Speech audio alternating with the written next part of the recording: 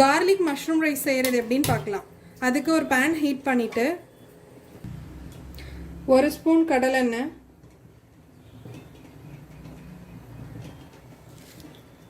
5 கொத்து கருவேப்பிலை, இந்த அளவுக்கு முறுமுறுன்னு ஆனதும் பொடி பொடியாக கட் பண்ணி வச்சுருக்க புதினா, இந்த அளவு ஆனதும் இதை ஒரு பவுலுக்கு ட்ரான்ஸ்ஃபர் பண்ணிடலாம். பேன் ஹீட் ஆனதும் 1 ஸ்பூன் மல்லி,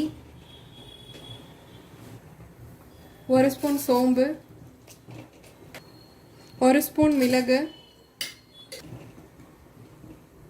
1/2 ஸ்பூன் ஜீரகம். இதை மீடியம் ஃப்ளேமில் வச்சு நல்லா ரோஸ்ட் பண்ணி எடுத்துக்கலாம். இந்த மாதிரி வறுத்த மசாலாவை ஒரு பிளேட்டில் ஆற வச்சு அரைச்சி எடுத்துக்கலாம். பேனை ஹீட் பண்ணிவிட்டு மஷ்ரூம்ஸை முழுசாக அப்படியே ஆட் பண்ணி வதக்கி எடுத்துக்கலாம்.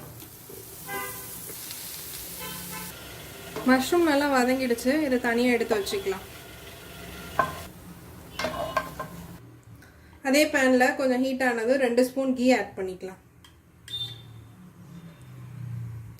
2 பூண்டு பல்ல உரித்து இந்த மாதிரி பொடி பொடியாக சாப் பண்ணி வச்சுருக்கேன். இதை ஆட் பண்ணிக்கிறேன். 2 கிரீன் சில்லியை இந்த மாதிரி பொடி பொடியாக அரிஞ்சு வச்சுருக்கேன். இதை ஆட் பண்ணிக்கிறேன். 1 பெரிய வெங்காயம் பொடிசாக சாப் பண்ணியிருக்கேன். அதை ஆட் பண்ணிக்கிறேன். 2 எல்லோ பெல் பெப்பர் இந்த மாதிரி ஸ்லைஸ் பண்ணி வச்சுக்கிறேன். இதை ஆட் பண்ணிக்கலாம். இது கூட ஏற்கனவே வதக்கி வச்சுருந்த மஷ்ரூமை ஆட் பண்ணிக்கிறேன். நம்ம பொடி பண்ணி வச்சுருந்த அந்த மிக்சரை ஆட் பண்ணிக்கலாம். இதுக்கு தேவையான உப்பு,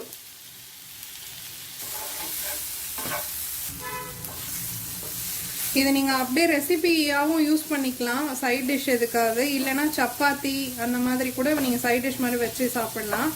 நான் இதில் ஆல்ரெடி ரைஸ் குக் பண்ணி வச்சுருக்கேன். அதை ஆட் பண்ணிக்கிறேன்.